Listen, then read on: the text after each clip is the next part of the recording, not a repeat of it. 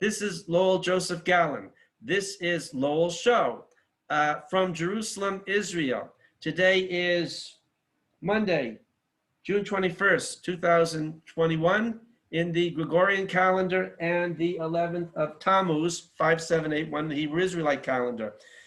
I need to repeat station identification. This is not the Root and Branch Association. Same kitchen, no tie. Here I'm in a t-shirt. From the Coffee Mill. That's one of my favorite cafes. It's down in the German colony, a great cafe with wonderful, you can have the coffee ground and a wonderful cheesecake. That's my t-shirt. And so my guest I have a speaker and a friend who's going to join the conversation.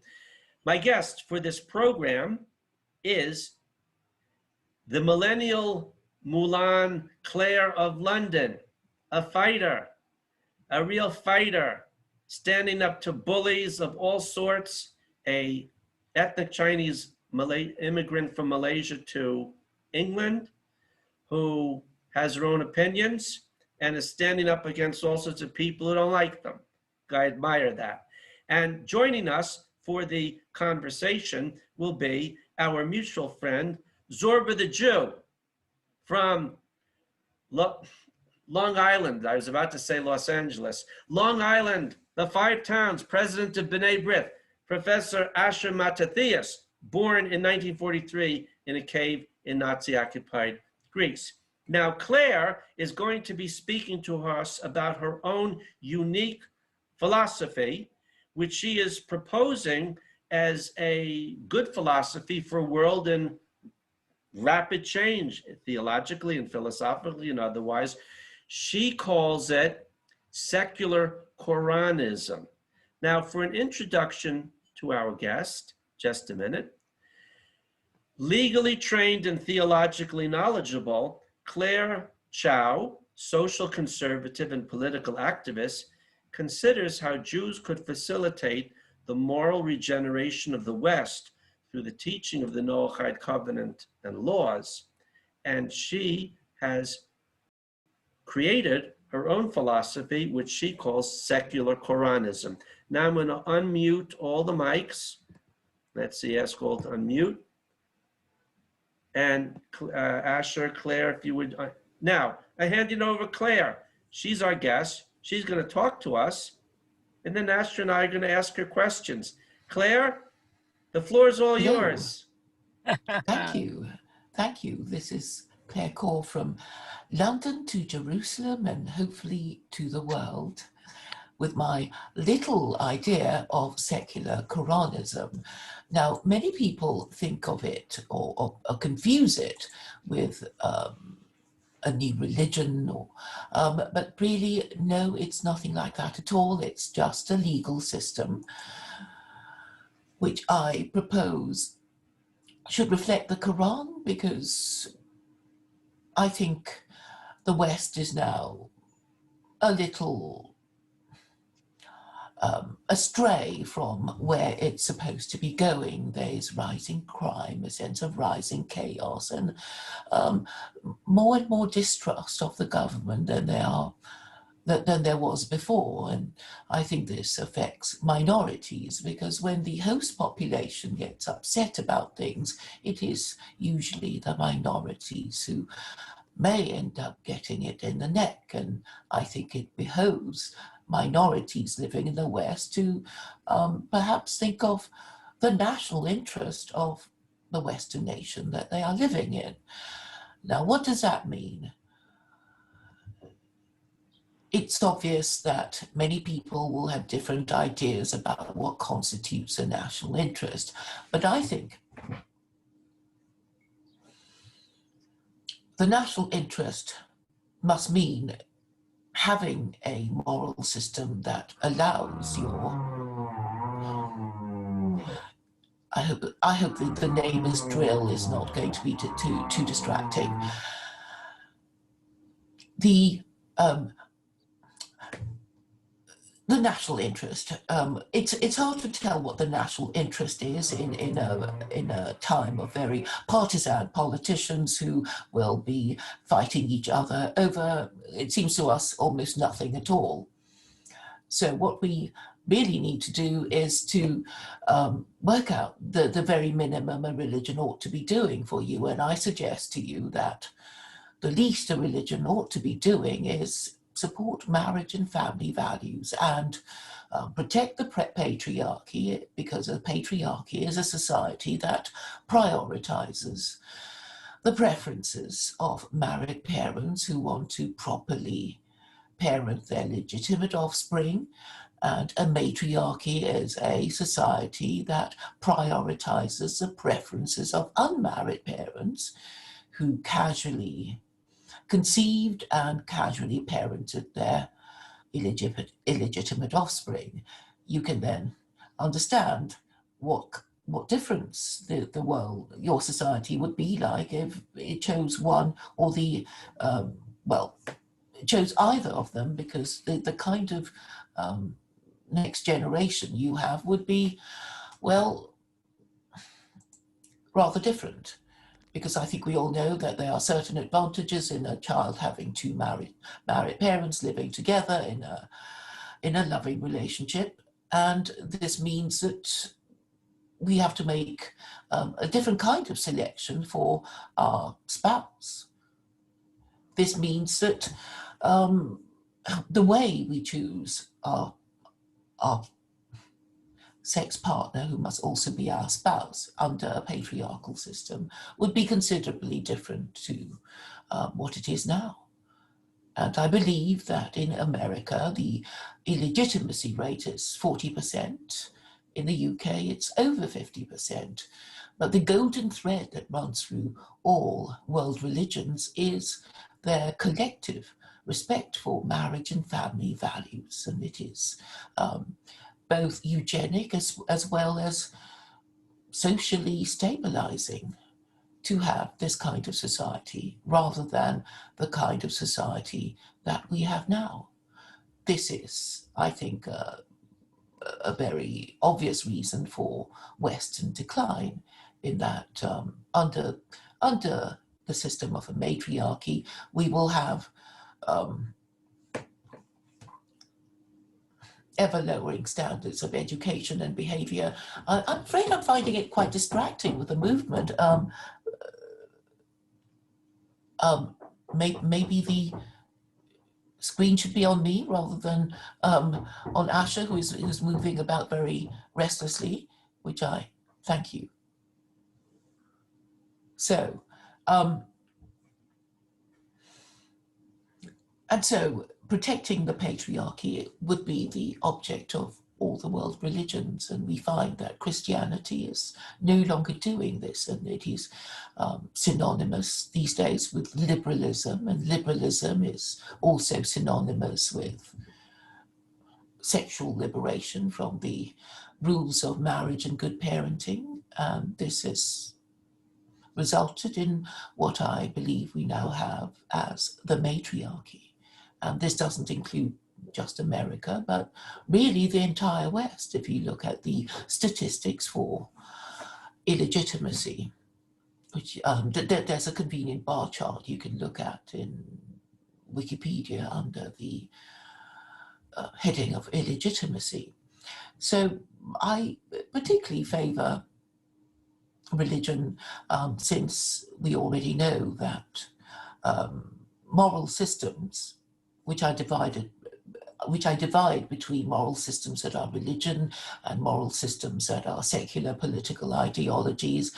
We know that religions tend to last longer, and and the reason is because religions tend to sanctify the institutions of marriage and the family, while secular political ideologies think they can get away with something rather less.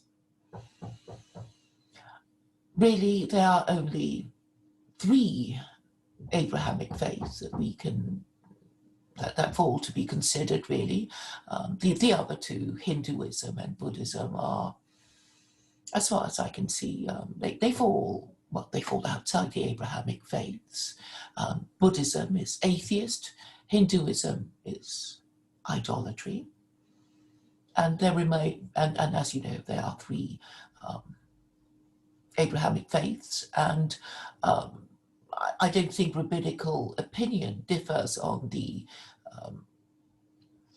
fact that Islam is closest to Judaism in that it has a common belief in the Abrahamic God and the oneness of God, while Christianity is the odd one out, being idolatry and blasphemy, because we all know, if we know the third principle of Judaism is that God cannot be material, corporeal, physical, and cannot be compared to anything that we have ever seen or experienced.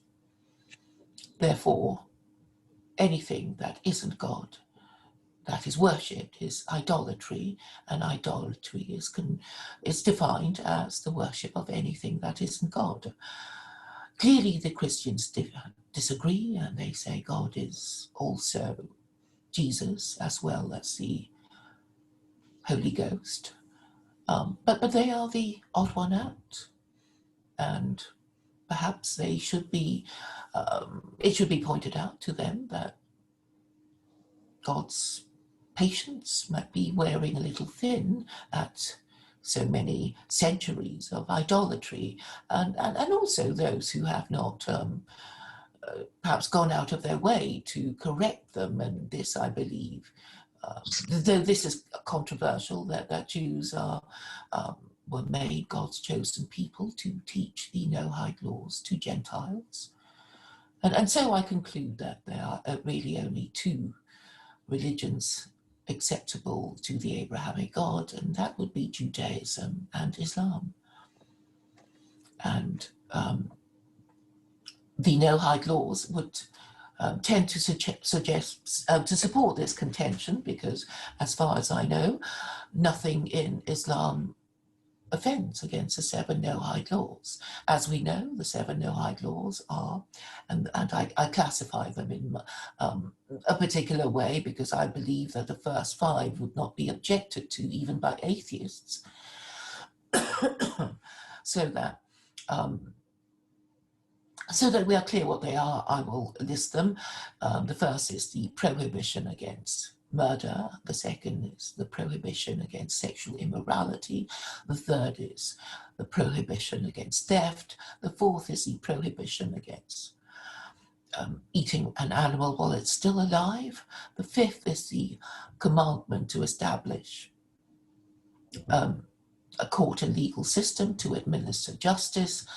And the remaining 2, making up 7, would be idolatry and blasphemy.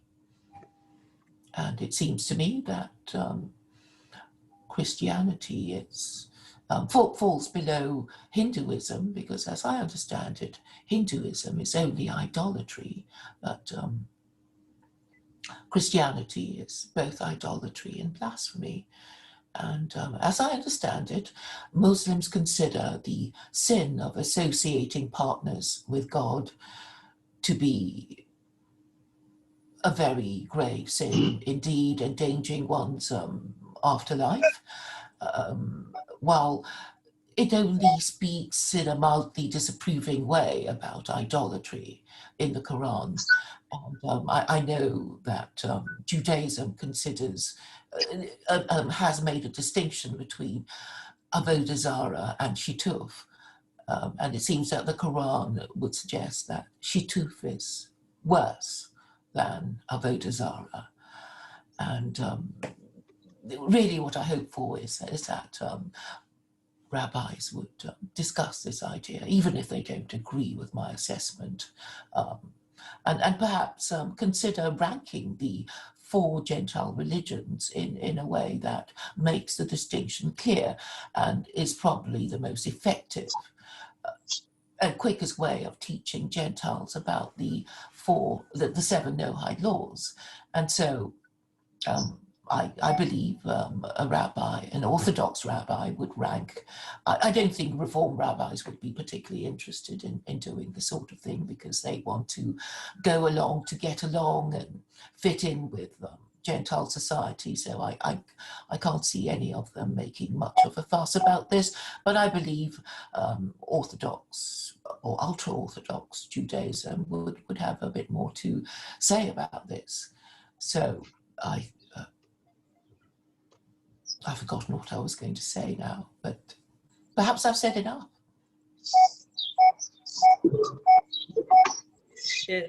Thank you, Claire. Asher, questions, comments? Otherwise, Yeah, I have a bucket full. I do too. I salute you, really, Claire. This is quite a presentation, and it's true. One observation is, of course, all three monotheistic religions posited in the beginning. I say in the beginning because they all evolve, or they through historic developments, but they all evolve from a sense of being comprehensively all-encompassing, to deal not only with theology, with where do we come from and where we're going. You know, these are existential issues, but also how to live. You know, the so-called Noahide precepts. So that is good. But in the history of 2,000 years and more, we have seen the clashes of those religions. And in each case, there has been a kind of bloodletting. You know, in the case of course, Christianity with the Protestant Reformation, and now we are undergoing that kind of bloodletting in the Muslim world between the Sunnis and the Shia, and not only to eventually establish the premise that should be so obvious of live and let live.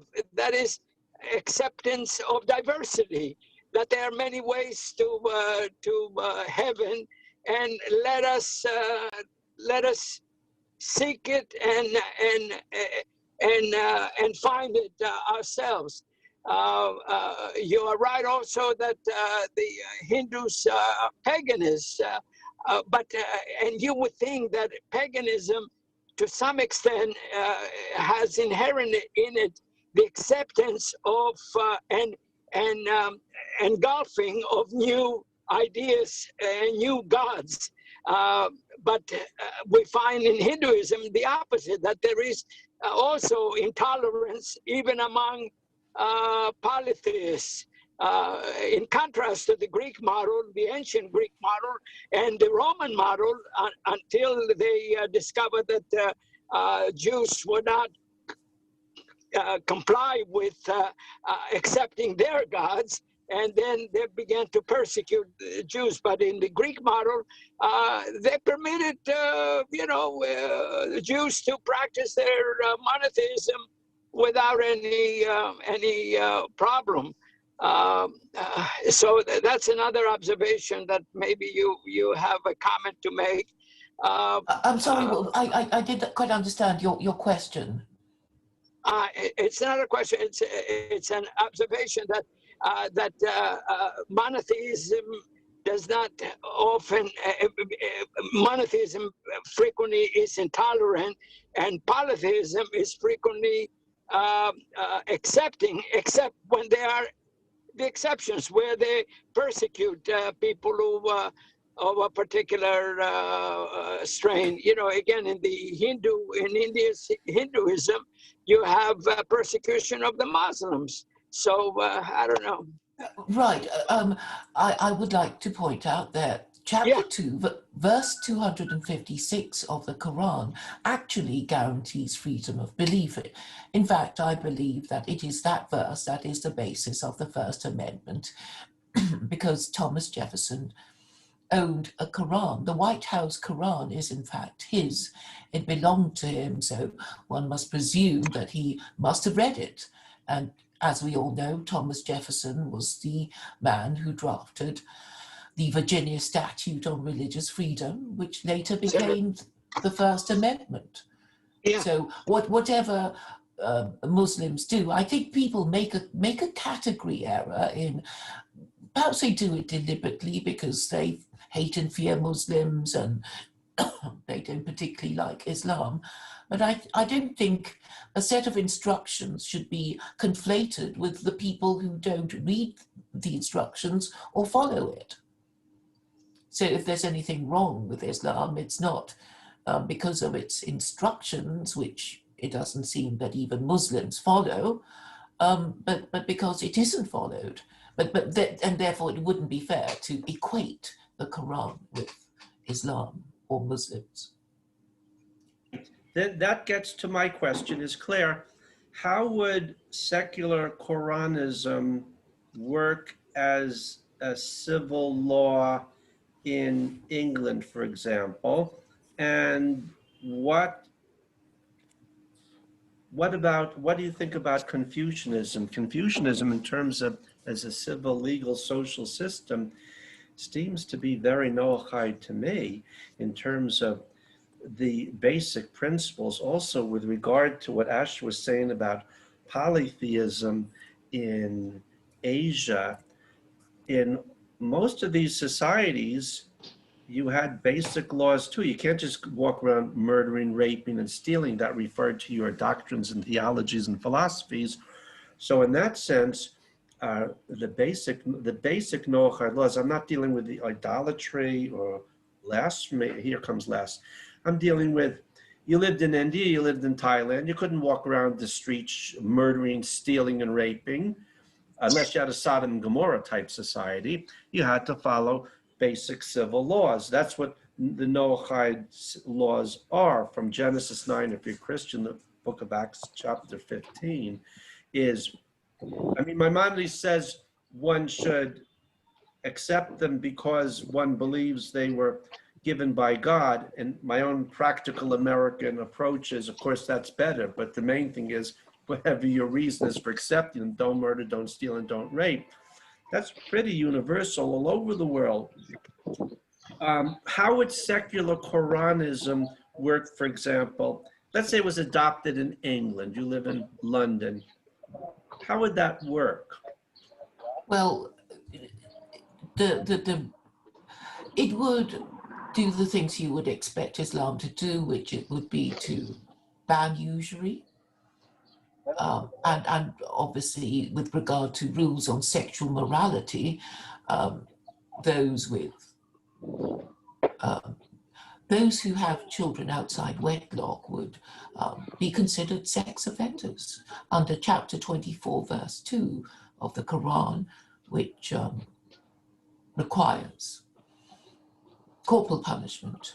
But it doesn't have to cause undue harm. It's quite, I think, professionally administered in Aceh province in Indonesia. It's only as bad as a school caning, I would say. I want to get to question about that because my father was a lawyer in the South Bronx from 1952 to 2000. He had an active practice. A lot of people in the Black and Puerto Rican community had what was called common law marriages, where they didn't formally get married, but once you lived together for a certain amount of time, there were certain common laws that kicked in. So it wasn't that you were living together, but neither side had rights or privileges. How would, let's say you say people had a child outside of marriage. In your secular Islamic system, would there be a provision for common law marriage? They didn't formally go to a clerk or a church or a synagogue or a mosque to get married, but they've been living together 10, 15, 20 years. How would a state operating under what you call secular Koranism deal with common law marriages? Is there a provision for that?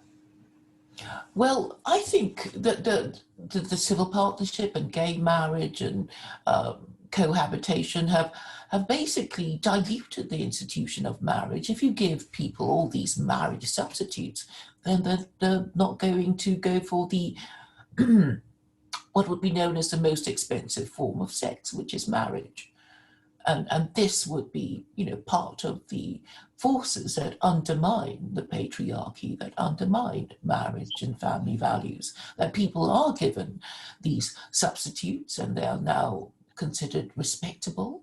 And what it really means is that people don't respect marriage as much, and therefore I think statistically it has been shown that couples who aren't married tend to split up more frequently than couples who are married, because the whole idea of getting married before having children is a demonstration of commitment. In your system of secular Koranism, would it mean that, let's say, children in schools in England would be studying the Quran? How would they learn about secular Koranism? Well, I suppose if you're subject to these laws, you would want to know them quite well, and so just out of a sense of protection, self-protection, you want to know well if these laws are the laws, I need the official handbook. So I think it would actually help people have a sense of shared values, which I don't think we have at the moment. And one thing I would like to emphasize about these, I'm sure people will say terrible punishments, is that I have no intention of applying these punishments retrospectively. So anybody who's already in, one of these relationships that you described have nothing to fear. There will even be a period of grace. In that you shouldn't be punished for doing something that was legal at the time you did it. Ex post facto is also another way of explaining laws that retrospective laws, meaning the punishment of people who weren't doing anything bad at the time they did it, but subsequently weren't able. Subsequently, the act that was previously legal became illegal. I'm not sure if I'm explaining myself very well to you.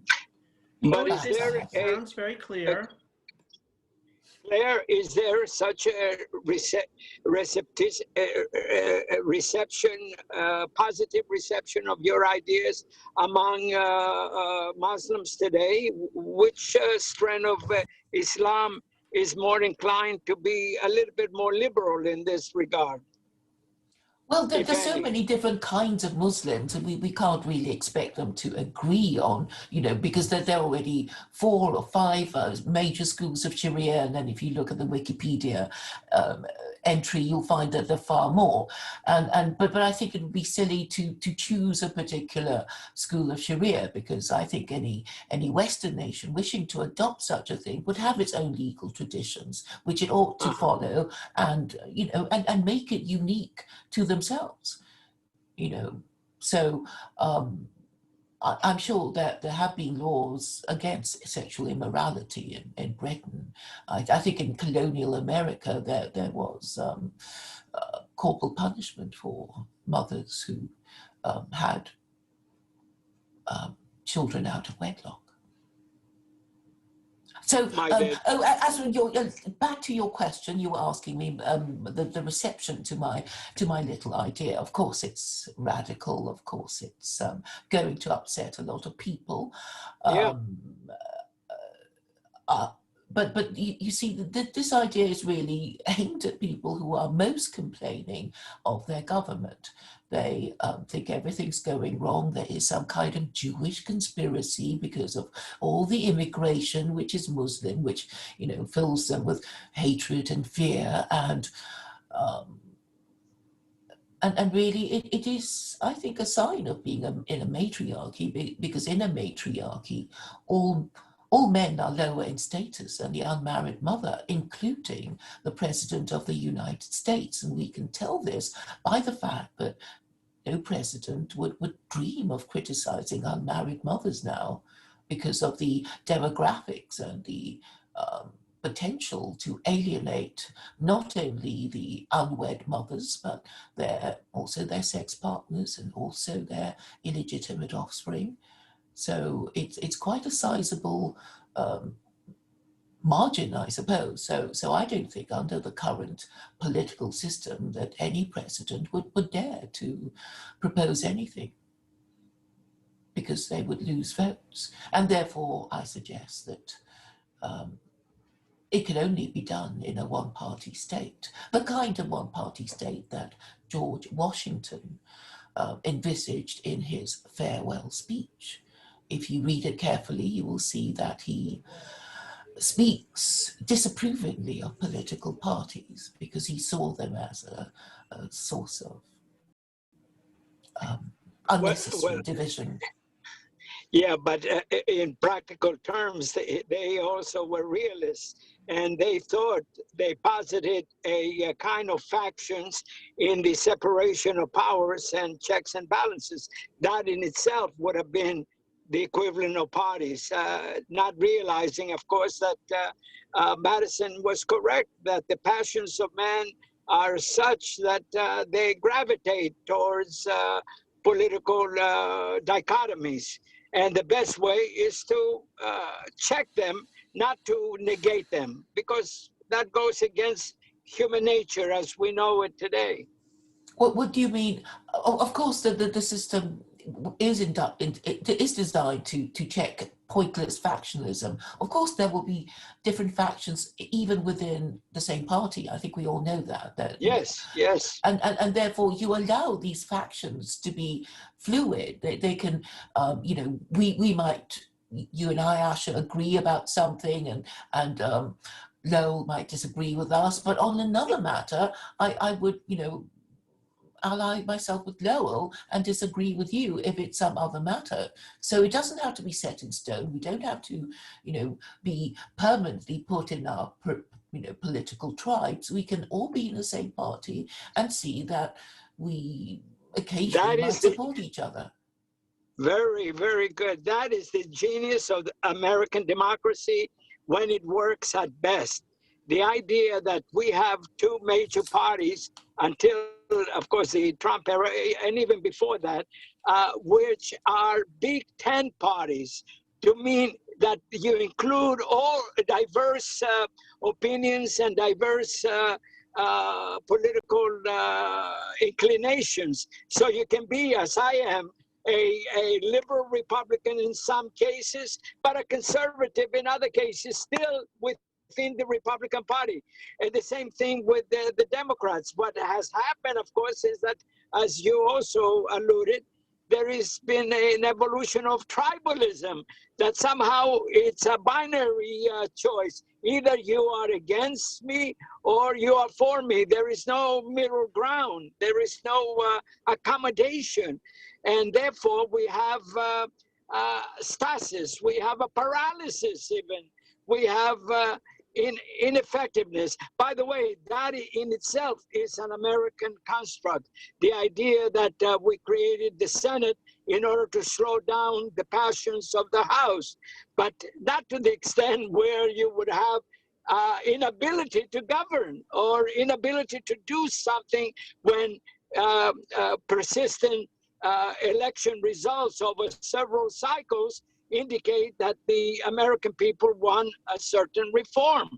There should be a way to let off steam, and that's where we seem to have fallen short in the present situation. Well, it seems to me that the political opinion is more polarized now than it ever was. And I suppose amongst the political classes, they used to be able to work together a bit better. Trump was obviously putting the cat amongst pigeons, and what he did was really to side with the people and say they don't like liberalism anymore, they can't bear anymore mass immigration, they were tired of neocon wars, and this is something that the average American obviously responds to. And I suppose because of the rather dubious circumstances under which Biden won, there is increasing distrust as well as dislike of the political classes, not just in America, but elsewhere in the West. people I are. can see that you bought into Lowell's construct of dubious election. I don't think there is anything dubious, although he wants to wait until 3 or 4 more months elapse. It has been the most comprehensive, the most honest, the most participatory election in American history. And Biden won with a comfortable 7 million vote margin. I think that it doesn't help the conversation to persist that this is a hoax or that this is a lie. It is the fact. And, you know, the sooner we accept that and move on doing the people's business, the better our country and our democracy will be. You know, I never thought that our American democratic roots would be so shaken by this election, and it's a non-issue. It is what it is. It was I have to add, Asher, you continually make these sweeping statements that you're welcome to believe that go contrary to facts that are accumulating every day. The Dominion voting machines are now shown to the keys. They won't give to the keys to those machines were not supposed. There's so many facts that don't add up that you make these sweeping statements which go completely against what is the accumulation of data on massive foreign interference in the elections through control of the Dominion machines from outside of the United States. This is documented very well now. All sorts of irregularities in the election procedures. You're welcome to believe what you want, but you make these sweeping statements about the most secure elections in American history when every day that is being shown to be a Potemkin Village fantasy. Now, if you like Biden, that's fine.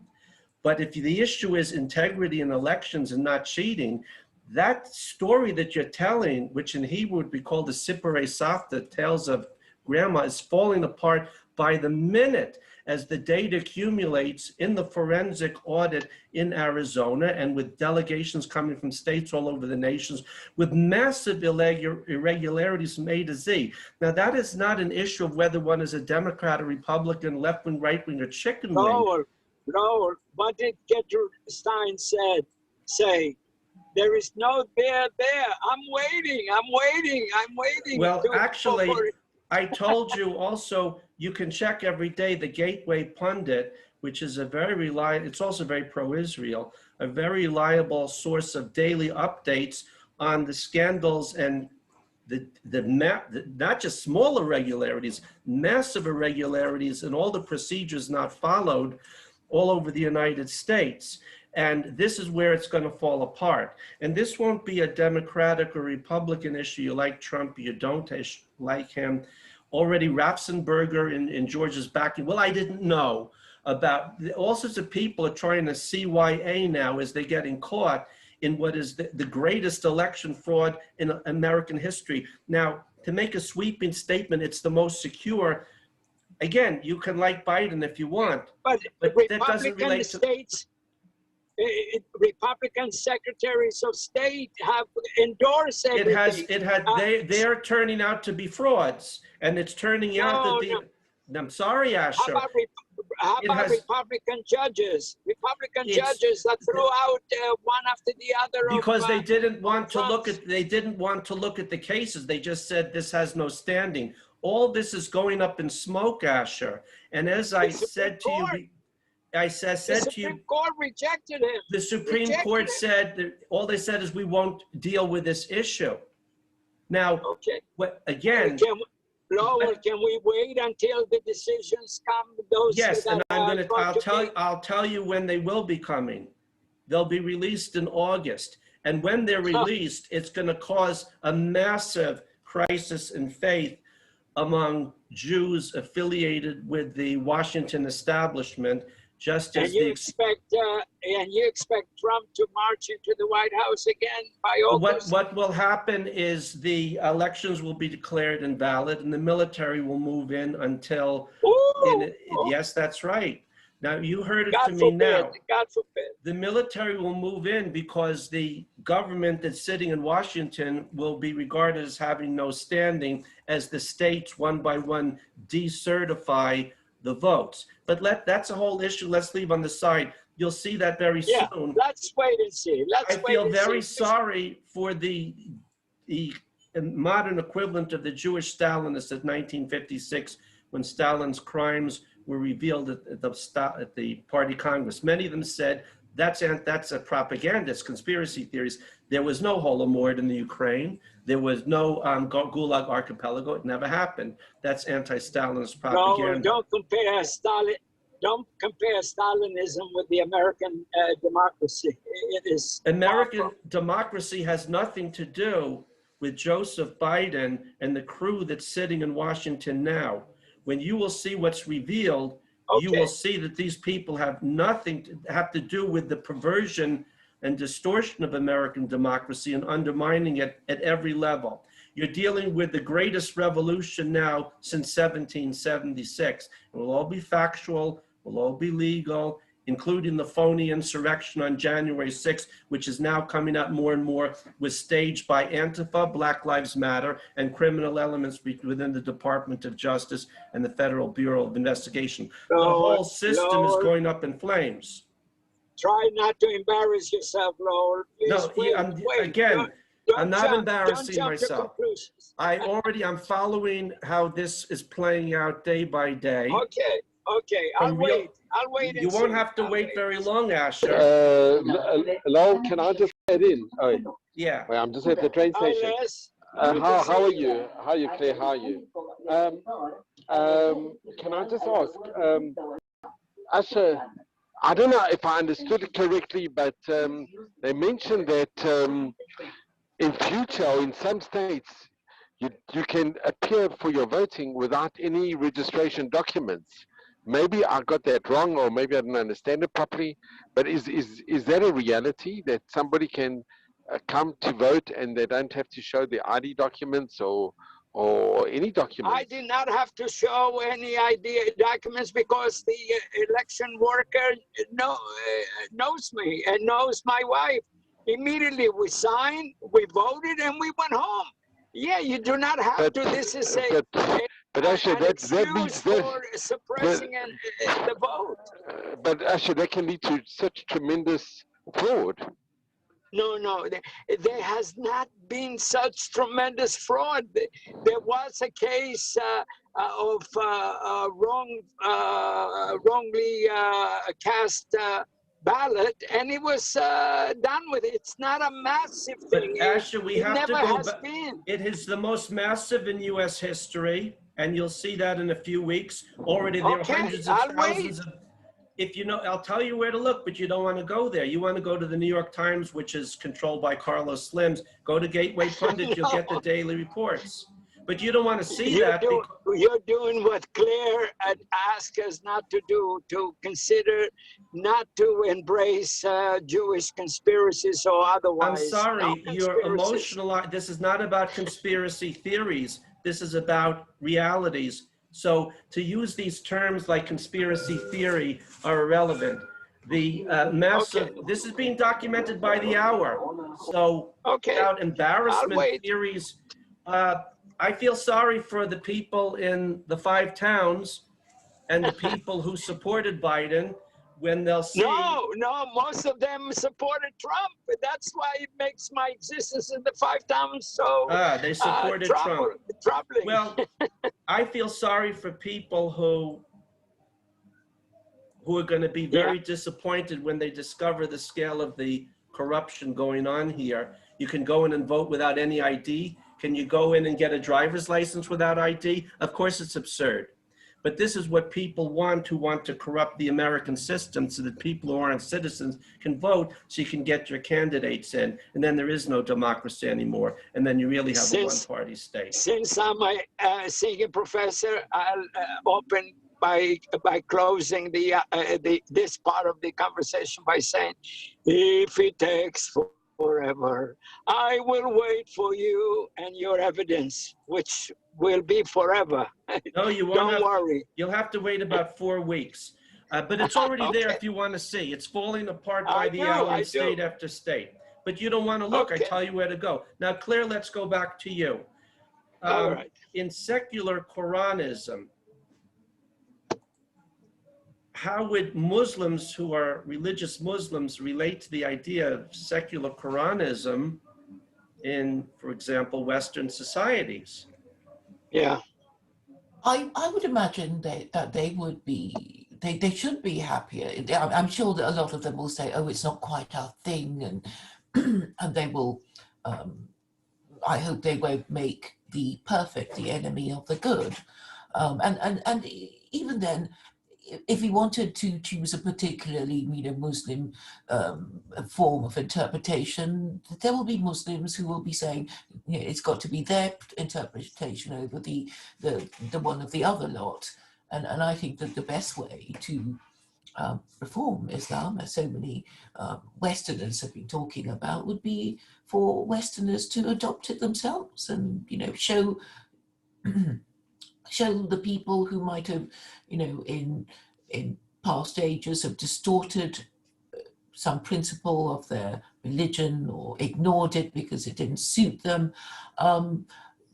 We can always resolve to do better if, the reason for the apparent failure of Islam, because it did obviously fall behind Christianity, was probably because they weren't following all its principles properly. Well, But- Claire, what about, have you had anyone else who has shown, in sharing these ideas, have you found anyone who's receptive to them? Yes, a few Muslims have expressed interest, but obviously it's difficult for them. They're afraid of being called radical, extremist, and a lot of people, I think, are afraid of being cancelled these days. But yes, a few people whom I've been speaking to on YouTube have expressed interest, and also reluctantly, the people who have expressed dislike of Jews and dislike of Muslims, the anti-Semites and Islamophobes, of course they hated the idea when I first thought it up to. Well, I guess it's 11 years ago now. I first thought of it in 2009. They hated the idea, but the fact is they haven't come up with anything better. I suppose what they would like better is not sayable on YouTube or any forms of social media. So what they would like, which is presumably to kick everyone that they dislike out of their country, but they can't say it. And it's not politically or intellectually respectable. I like to think that secular Koranism, in fact, represents the middle way between more democracy, which is seen to be failing, and the terrible things that the alt-right seem to want. Claire, I wonder whether you have bit a little bit too much in attacking or in proposing doctrinal changes when perhaps it would be better to propose incremental changes in such things, for example, as the rights of women to go to school. There's nothing in the Quran that says they mustn't. I mean, these terrible practices have been taken That's have what been I mean. adopted Yeah, by right. men Yeah. who control the interpretation of the law as well as the enforcement of the law. It's certainly not the case that all women in Muslim countries never go to school. They do have schools in Egypt and Indonesia and Malaysia and India. Yeah, but in Farid Zakaria's program yesterday, he had the Taliban spokesman, and with a straight face, he said, "Oh yeah, those reforms that have been effectuated since we were out of power, meaning that women could pursue their careers and could go to school, etc., will continue. They just have to pledge to wear the burqa, to hide their shape." That's not in the Quran either. And I suppose the Afghans would be quite extreme on very these extreme. matters. Yes, yeah. But it's not. But it wouldn't be fair to compare these Afghans to Muslims living in Qatar or UAE. Or, Yeah, no, they're a would, bit more progressive in Muslim terms, no question about it. Yeah, even Saudi Arabia permits now women to permits women to drive. I mean, to drive. That's revolutionary. Yes, but there was never anything in the Quran that said women couldn't drive. I mean, they just made up their own stuff and said, oh, it's the Saudi Arabian version of Islam. And I think people have to be very careful that the same thing doesn't happen to any country that adopts it. Because as we all know, liberty is, the price of liberty is eternal vigilance. It is.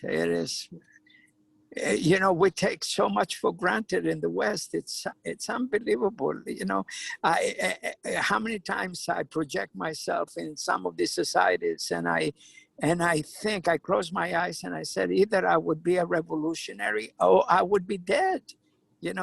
With you understand, with ideas such as I acquire in America, even reactionary Greece is heaven in comparison to other Middle Eastern countries. To this day, it's really, really sad. And we only have one life to live. How terrible it is to live under such restrictions. And it's not to the person. Not only you're suppressing and oppressing the individual, you're doing malignancy to an entire society and in generations to come. So, which is why free speech is so important, isn't it? I mean, our ability to discuss ideas that others may dislike, our rights should be protected. Even if somebody else doesn't like it, we shouldn't be attacked. We shouldn't be, deprived of our income or employment if somebody takes it to their head to call us some, terrible words such as a Nazi, a white supremacist, a fascist, a Nazi. I think even these days, even Jews are called Nazis now, aren't they? Yes. Well, Claire, have you written any essays about secular Koranism that you? I would love to written get innumerable You're talking about a political philosophy, as far as I understand it, for running civil societies. Have you published these ideas in any essays or pamphlets somewhere? I have written about them extensively on my blog, which perhaps not many people read. Well, we would like to see it. I would love to. Yes, I would. So we could try to get a better idea of what you're saying, because I know I've seen from some of your Facebook posts that you've reflected in great detail on your political theory. So I know Asher and I, and certainly Les, would be interested to. Oh, extremely so, yes. Because in order for people, I'm talking about people who think. I'm not talking about people who take 2 minutes to look at a smartphone.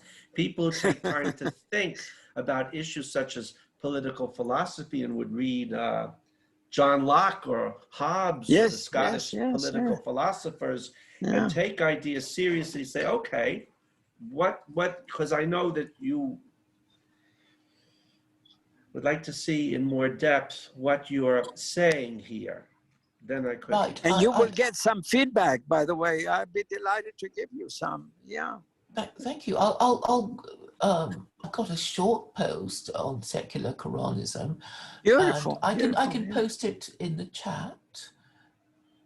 Okay. And we can include the link to your blog when the interview is published.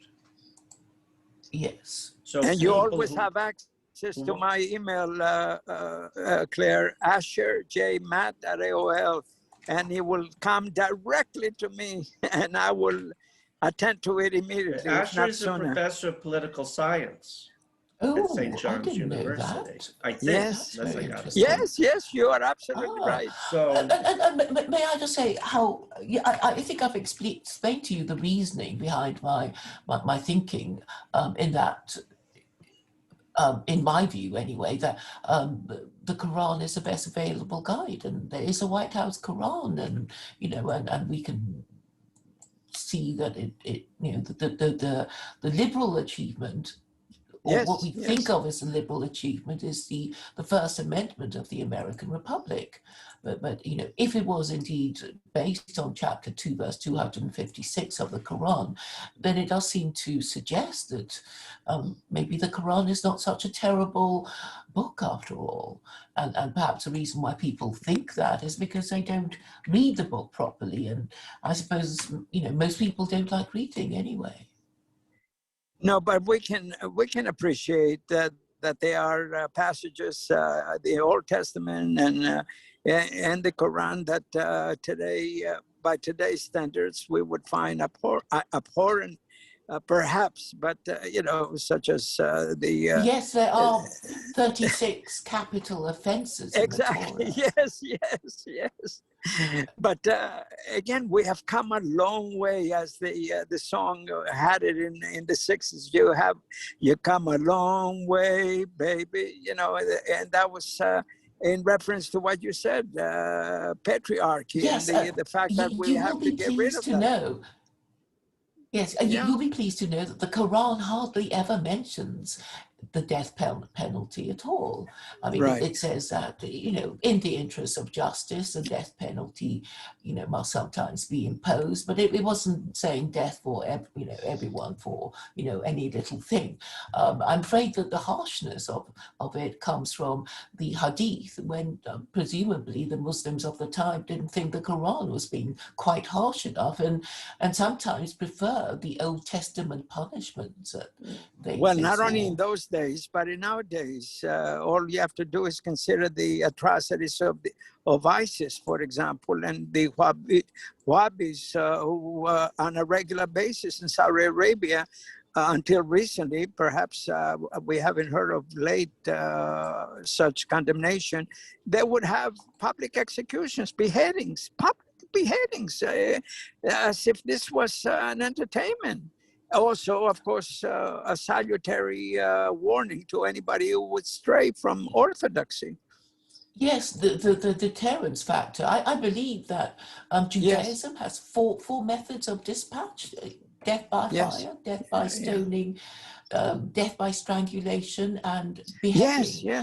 Yes, beheadings. Oh, God. oh, What happened to I think beheading is Daniel the kindest Pearl? way, it seems, if you think of the four different ways of dispatch in Judaism. Regarding the death penalty in the Torah, what many non-Jews don't understand, and many Jews don't understand, is the Torah cannot be read without reference to the oral tradition of interpretation. So I'll give you a simple example. It says in the Torah that if you find a city of idolaters, you'll kill them, man, woman, and child. The rabbis say there never was, is, or will be such a city. This is simply an admonition that one shouldn't be an idolater. It says if you have a rebellious son, you can bring him to the elders and they can decide he's put to death. And then the rabbis make so many conditions on implementing that punishment. They say, well, it really means you should be respectful to your parents. There are many examples like that. Now, one more, Lowell, one more about the topic that Claire raised, adultery. It's so difficult to condemn because you need, and it is required in Jewish tradition to have a second witness. Witnesses and of course, warned in advance. But let me tell you what happened. Let me tell you what happened with Christianity. Most Christians don't know this. Lowell, can I just interrupt? Please do. What you mentioned about the rebellious son, what's very interesting in the history of Judaism, it's never actually ever been carried out. Right. There's never, in the whole and it's mentioned often where the commentators speak about it. That's never ever carried out, and Right. it was like a Right. deterrent. But I just want to mention another thing, which has got such, the whole concept eye for an eye. So people take it to say, look how vicious the Old Testament is, that you have to take out somebody's eye. The truth is, if you look at the oral law, which is an explanation on the Torah, that meant monetary compensation. Exactly. You'd have to Very pay. good. And Yeah. a lot of people and a lot of Jews as well really don't know what the oral law is or what the Right. Mishnah and the Gemara is. So Regarding they Very good. take it literally, and that's Regarding an that, eye for an eye, it also means the principle of proportional compensation, which Exactly. is that if I slapped you in the face, you don't blow me away with a bazooka. Exactly. Yes. Now, let's Yeah. get to a very important example, which is not theoretical, in the very different way in which the rabbis and the church fathers interpreted those passages. The rabbis said there never was, is, or will be such a city. It's just a warning against idolatry. And let's leave as a subset what idolatry meant to the rabbis: step murder, rape, and child human sacrifice. How did the church interpret this? Okay, the church fathers said a city of idolaters, we'll take that literally. While the church fathers threw out the ritual law, they interpreted the criminal law literally. So a city of idolaters isn't someone who is a city where their theology is different from ours. And throughout church history, and leading up to the 30 Years' War from 1618 to 1648, in which 8 million Europeans went up in smoke, when the Catholic armies occupied a Protestant city, and vice versa, they said, you're idolaters, your theology is different from us. They killed every man, woman, and child. Right. For 30 years. And furthermore, you had, for centuries before the Reformation, you were what the Catholic Church defined as a heretic. Would be Protestant protests, those dissenters, the Albigensians, the Waldensians, the Hussites, they were slaughtered. And not because they engaged in violation of the basic Noahide laws: don't murder, don't steal, don't rape, certainly don't engage in child human sacrifice, but because they had the wrong ideas. So here you have a totally, and when I talk to Christians about this, they don't even think about that. They're shocked because they know it's true. I said, women as witches, it says, if you find a sorceress, you shall not permit her to live. But again, so many conditions for putting that into effect that in reality it means don't be a sorceress. However, Right. throughout church history, hundreds of thousands of women, to talk about honor killings in the Muslim world, which are dishonor murders. Move over Islam, that's bad enough. For centuries. And saving face. Don't forget Saving face. That's an issue Asher knows better than all of us because he's from Greece. If you suspected a woman in your town or village was a sorceress, Yeah. she was put to death, burned. And how did you test if she was a sorceress? You threw her in the river, weighted down. If she drowned, she was innocent.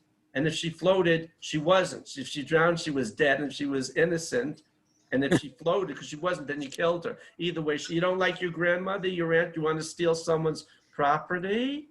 Like with the Salem witch trials in the 1600s, it turns out that some of the people who testified that these women were engaged in witchcraft were interested in their property. And when they were dead, they got it. So there's a lot of very unpious things masquerading as piety. So there we get to one cannot read the Torah, the written law, without reference to the oral law. And Christians do not like when I quote to them Matthew 23 verses 1 through 3. You can check all the translations where Jesus says, the scribes and the Pharisees are the authorized interpreters of God's law. He's recognizing the oral tradition of interpretation there. Therefore, do what they tell you. That they edit out. what Christian theology and their view of Jesus develops is a very cherry-picked view of Jesus of Nazareth, even with the Gospels that we have, which are the ones the church didn't burn and destroy, the real Jewish element in there. What did Jesus really believe? What did he teach? There are still elements of that that they didn't edit out. Maybe they made a mistake and left them in. But let's leave that. So you go back to capital offenses in the Torah. Again, it is impossible to read the Torah without reference to the oral Torah, the traditions of interpretation. That's true with any religious text anywhere. So take the Quran. I think I sent you my 500-page research book that I spent 3 years writing under the supervision of Muslim scholars. It's as good as the people interpret it. Muhammad says there shall be no compulsion in religion. There'll be freedom of faith as long as you don't violate the basic, in parentheses, Noahide laws. And that was more or less practiced, because if it wasn't practiced, there wouldn't be any Yazidis left today in northern Iraq. There wouldn't be any Zoroastrians. They'd all be dead. And the Catholic Church did a very good job up until the Protestant Reformation in seeing there were no Yazidis or Zoroastrians, so to speak, in the Catholic realm. They were all slaughtered wherever the Catholic Church went. Jews were allowed to exist as a protected or persecuted, like under the Romans. You had the physical Roman state and then the spiritual Roman state, the physical Rome and then the spiritual Rome. Jews were religio licta in the Roman Empire, and Jews were a permitted religious minority. You're supposed to be oppressed and miserable, but Jews were allowed to exist barely, according to Augustine's theory of the witness people. But let's go back to you with secular Koranism. We would very much like to see your blog, and so we can look more closely at your ideas. Thank you. I posted the link in the chat if you're interested. Yes, I see that. Yes, I see that. We will include that in when we publish this interview. Oh, very good. Could you say you've gone in so much detail in your blog into so many different ideas? Could you expand on some of them before we conclude the interview? I think we got sidelined a bit into unrelated issues. Yes, I suppose that the difficulty is with the interpretation, because there are, some verses that give people undue alarm, such as the manual amputation verse, which people think will be barbaric. But I don't think even in those days, people would get their hands chopped off for, petty crime. I think the worst would be when robbers, violent robbers get caught. They would, I suppose, be the ones who would pay that penalty. But I think crime would be quite effectively reduced if people thought that those punishments would be carried out. I'm afraid I'm one of those people who perhaps don't see the good, what is good for me until I see what is bad for me if I do that particular thing. Sometimes we're just not rational enough to stop something before it gets too bad. We seem to think we have the option of not doing certain things, or perhaps the ability to get away with it because we're somehow special or something, and it's of course very dangerous to think that all these laws that used to be forbidden had harmful consequences that we, because we are so special and clever, will be exempt from, protected from. But I think we need laws to control our, as Judaism would say, Yetzer Hara. The bad inclination, right? Yes. And I think we all have that, we know the good, but we choose the evil. But if the law is, clear and enforce, then we'd think twice about doing something, wouldn't we? Mm-hmm. But if we think that morality is merely optional because there are no penalties for fornication and adultery and all the rest of it, then we're more likely to do it. I mean, that is really the bottom line. And of course, no law would completely eradicate the undesirable behavior, because there will be stupid people or people who think they'll get away with it. But I think the law at least officially informs us what the state hopes we will do and what we will refrain from doing, and hopes we will refrain from doing. Clay, sorry, Clay, can I just ask you, and forgive my ignorance, because I'm really ignorant at this point, but the concept of chopping off the hand or cutting off the hand if somebody is found to be a thief, is that a law in the Quran? Yes, it's I forget which verse it is, but I know people will get alarmed. But if they read the verse talking about manual amputation, they will see in the next verse, which is number 35, I think. I forget which chapter. It says, but if he is remorseful, forgive him. So even within the Quran itself, there is the option of mercy. Okay, because when I was in Indonesia, in both Jakarta and Bandung, to be honest, I never saw anyone without hands. Everybody had their hands intact, and Yes. I've been in Jordan and I've been in Egypt, and it didn't even occur to me to even have a look, but I never saw. I don't think they practice it there. I don't even know which Muslim countries practice it, but I presume, I suppose if forced to practice it, I would have to do this sort of 3 strikes thing, and you're out if you're a bank robber who goes around killing people or hurting them terribly. So the next verse actually says that if you are remorseful, then the law won't really apply. Yes, and I think you would get away with it first time. Right. Okay. But if you do it a second time, we may doubt your remorse. Okay. And if you've done it a third time, then we can safely conclude that you were never remorseful.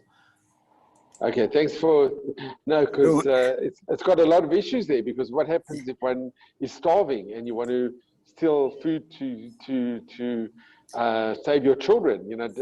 Would that fit into that category? There's a whole no. I think we'll apply to muggers and burglars and bank robbers and highwaymen and bandits and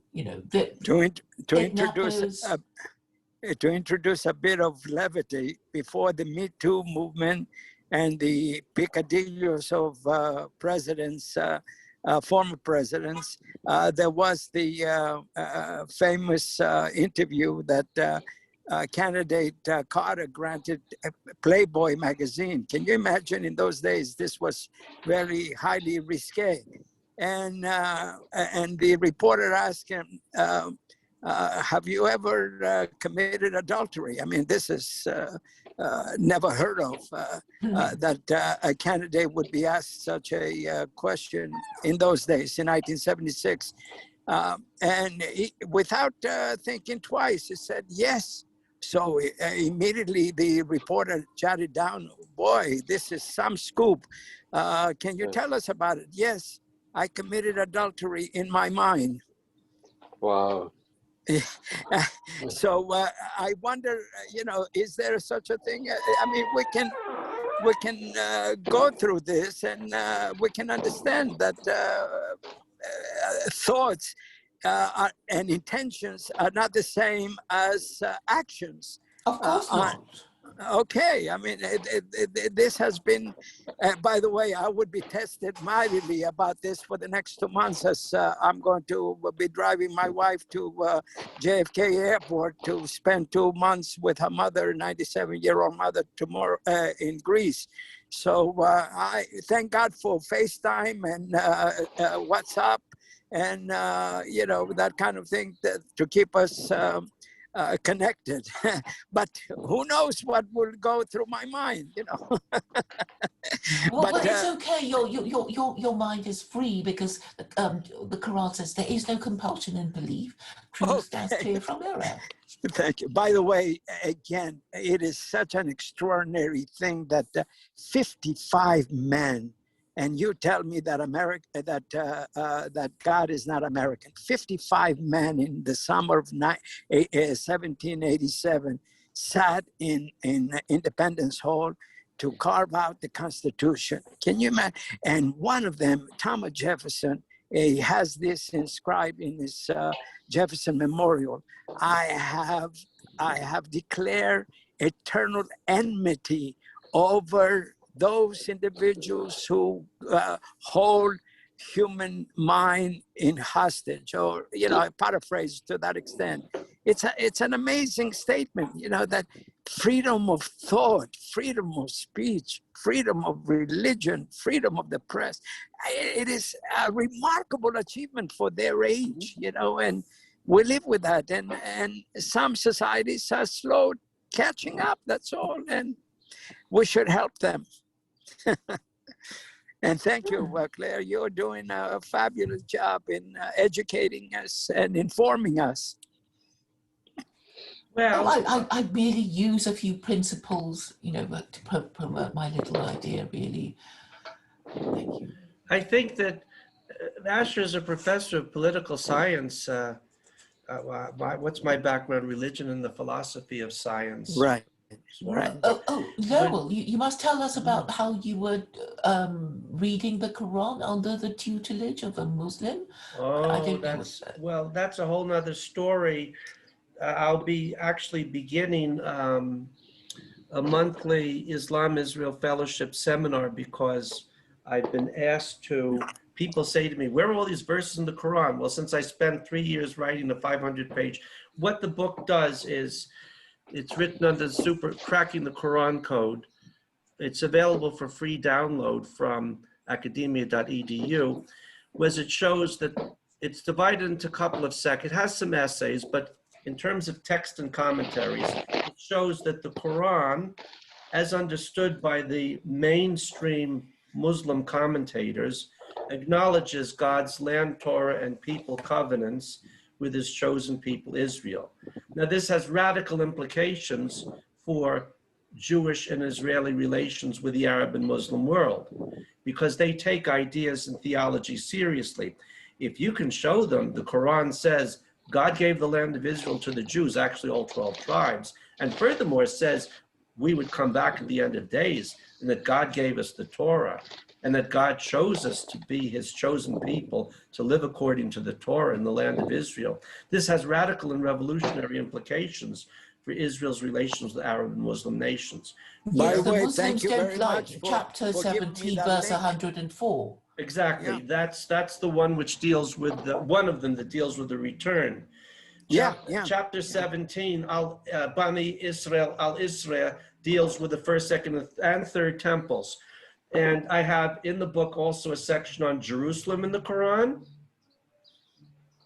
the first, second, and third temples and the tabernacle in the Quran. There are essays by Dr. Asher Ader, the Jewish co-chairman of our Islam-Israel Fellowship, and Sheikh Palazzi, he's dead, and Sheikh Palazzi, who seems to have gone underground in the last few years for his own safety. I don't think he's dead, where they go into their theological perspectives, and also with Sheikh Palazzi, the history of the Wahhabi movement as the tribal religion of the Al-Sud tribe.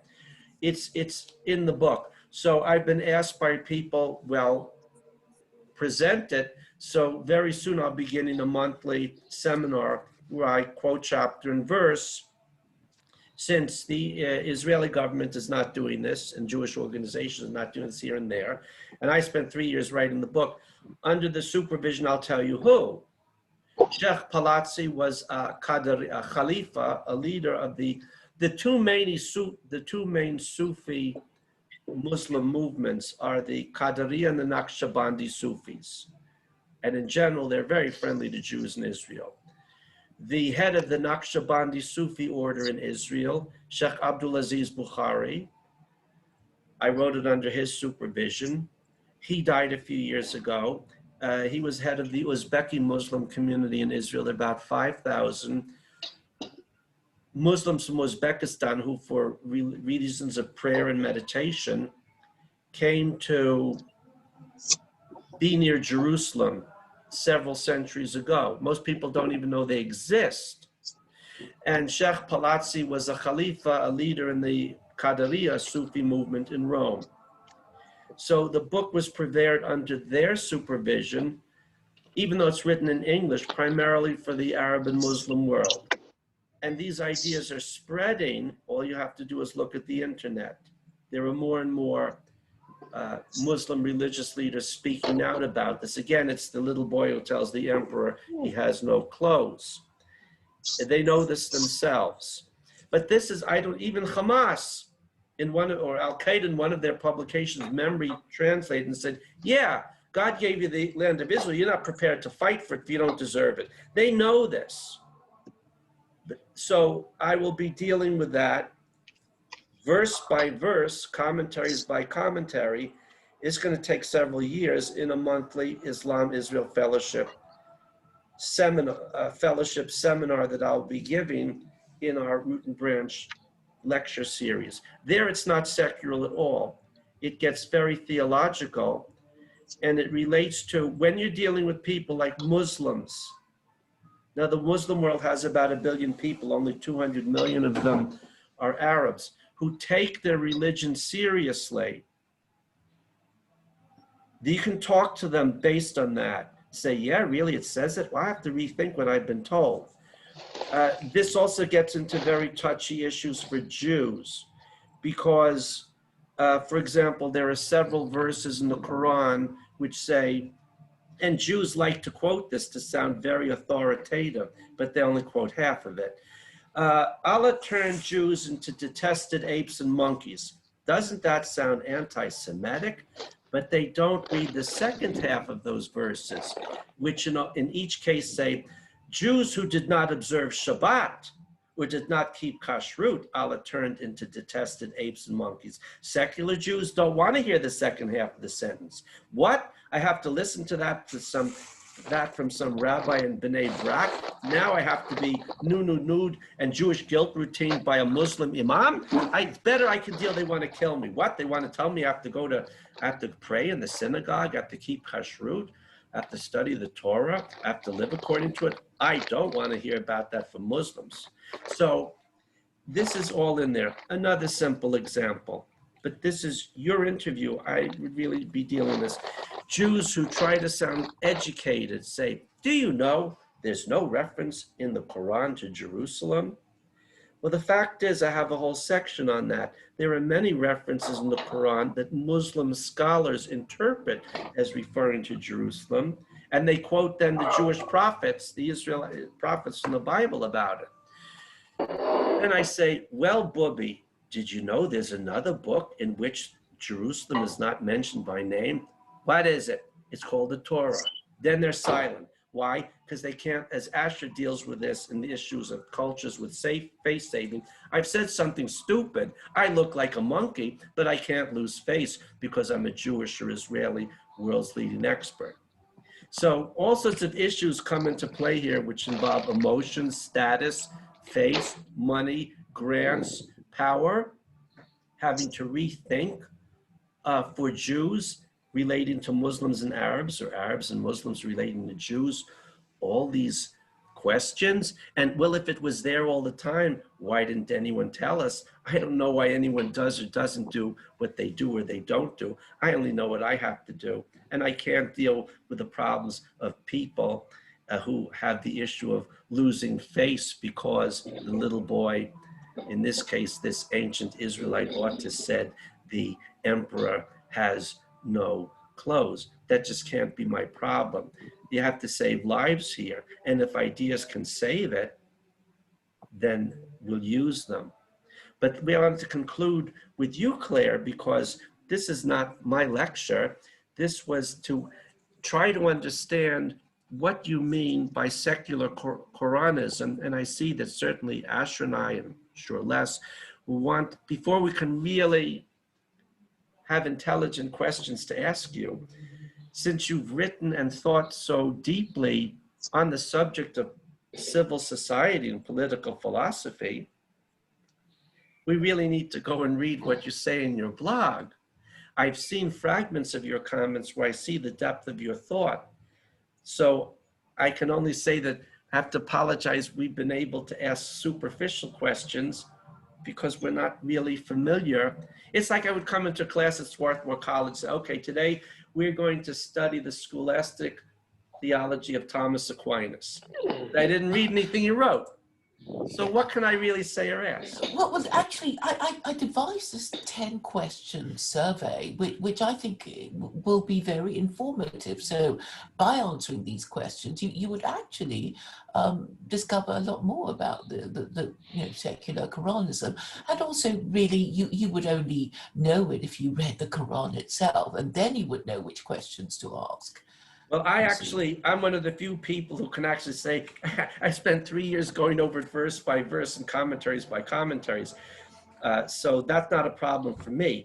What I want to understand is how you attempt to apply this outside of a religious context to people who aren't religious Muslims as a basis for a civil society. This is a unique idea. I've never heard anyone, Asher, have you ever heard anyone suggest using a religious text in a secular, non-religious setting as a basis for civil society and political philosophy?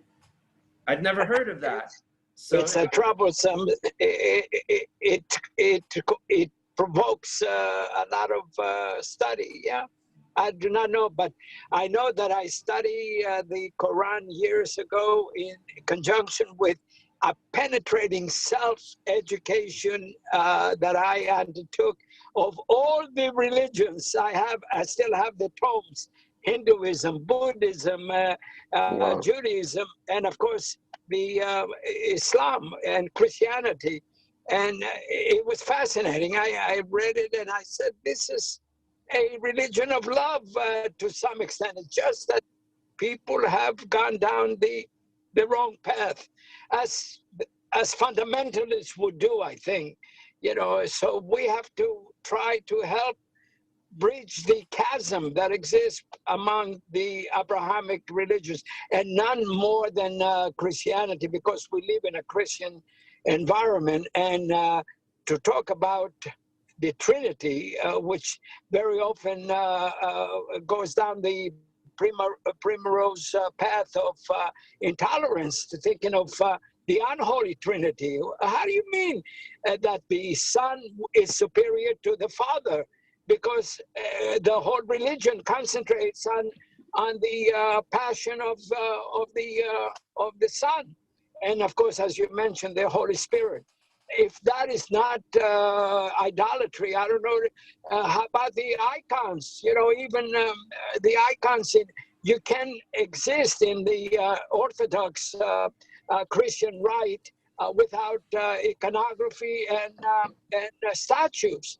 How do you reconcile with the notion that they are holy because you perceive that they are crying, that some of them have that ability to induce tears, and they believe, the public believes that, and they're ready to act. Well, perhaps with the cooperation of the Fourth Estate, people's minds might be changed for a more. I think the media have a role to play in this if they cooperate. Well, but I imagine they would be hostile at this stage anyway. Well, media is a general term. In this case, our media. Give Asher and I or Les a couple of weeks to look at your ideas. Requires some. I'll give you an example of reflection. When, assuming the story is correct, when Einstein wrote his general theory of relativity, he scribbled it on a note as he was working in the patent office in Bern. He sent his ideas around at the journal. There were 20 physics journals in Europe. And in those days, you didn't have mimeograph machines and photocopy machines. It's a big deal. How do you make a copy? Maybe went to the printer. So nobody responded to him except one person. Max Planck. And Max Planck looked at this essay from a person he had never heard of. He wasn't a professor, he wasn't a graduate student, it was unknown. And he said, look, I don't understand what this young man is even talking about, but I think he's onto something. That's how the relation between Max Planck and Einstein began. And Max Planck, at the request of the Kaiser Wilhelm, traveled all the way from Berlin to Switzerland to try to convince, by 1913, Einstein was already world famous, a celebrity, said, would you please come?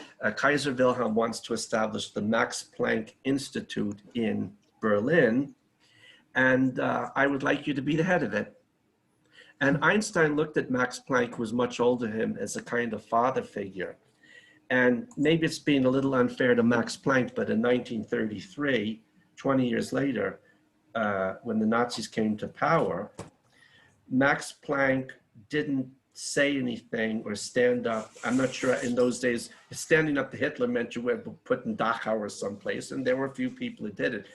Most people either were pro-Nazi or not willing to stick their necks out, as most people aren't in any circumstances.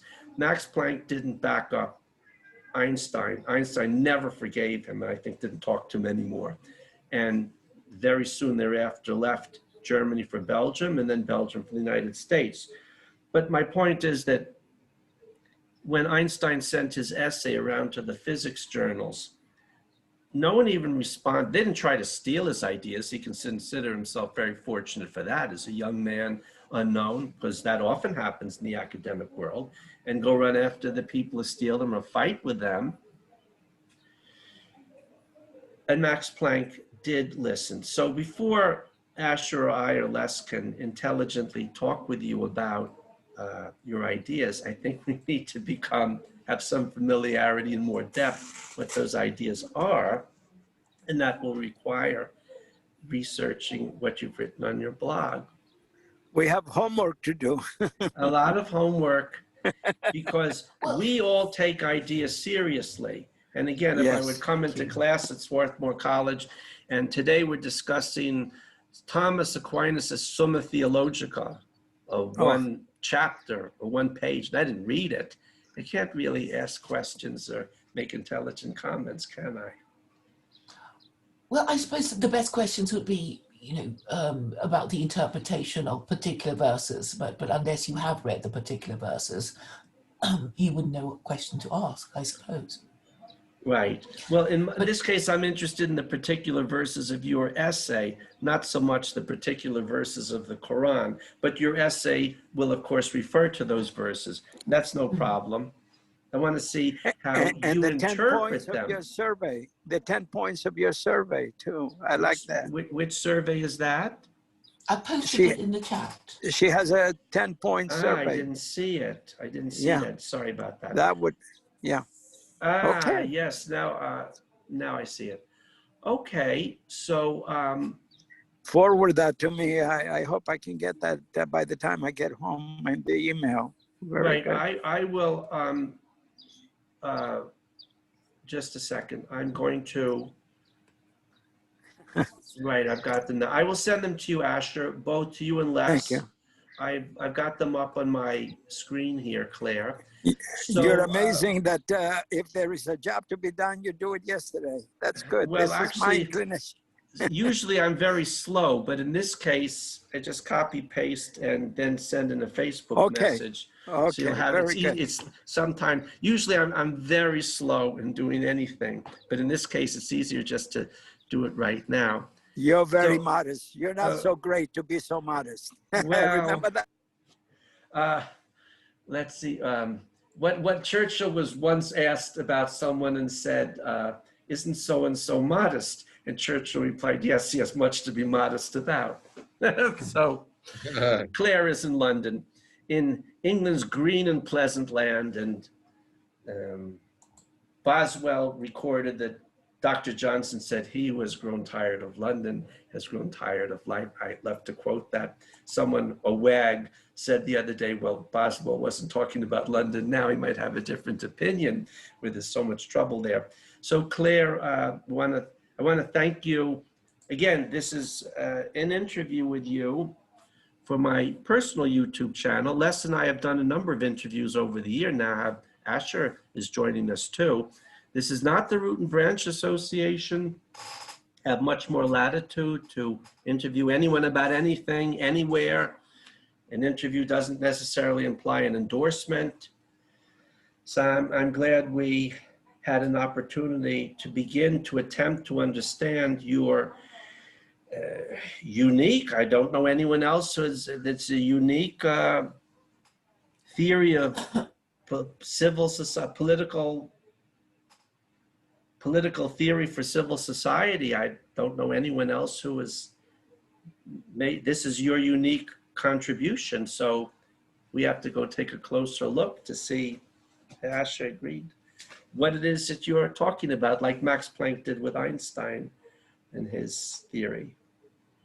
Yes, I'm very happy to answer questions. In fact, answering difficult questions is a good way of developing for it and trying to make it as bomb-proof as possible. You know, obviously you want to test your idea as much as you need to make sure it's viable and capable of being. Why don't you give us a few weeks to have a look, and we'll schedule another interview. And I guess I should now, since it's my show, say I thank Asher in Long Island and Les here in Jerusalem with me and joining me on the show, and you for coming on as a guest. For our viewers and listeners, to Lowell's show. That's why I'm wearing a t-shirt. I'm not sure how I should dress. The coffee mill, no tie and button-down shirt. That's for the Root. I mean, I may just differently. I just haven't figured out what's the. In England, if you go swimming, you call a bathing suit a swimming costume, a costume. And our girls watch Peppa Pig, and George, Peppa's father, wears a swimming costume. And now my daughter, my 4-year-old says, I'm going on holiday. No American would never talk like that. You mean vacation? Where's even talk? She's so polite now. That, why did I even mention that? I don't know what my costume should be yet for the next time we do this. So again, it's Monday, June 21st, 2021, the 11th of Tammuz, 5781. I want to thank you as my guest for Lowell's show. Thank you for having me. And we'll have you again. I just need a little time to read Thomas Aquinas' Summa Theologica a little bit here to see what you're talking about. And my ideas are nowhere near as complicated as Thomas Aquinas. Please. Well, I just mean by that it's hard to have a conversation with someone about their ideas when I really don't understand what they are. But I'm glad to have a good introduction on secular Koranism, and we'll have this up on my YouTube channel soon. So I wish everybody a good night, and good night to Les, and here in Jerusalem with me, and to Asher. And Lowell, it would be nice to share it on my channel as well. Of course, that's another point. Someone, we did a program with Yair Davidi on the lost tribes of Israel and Scandinavia.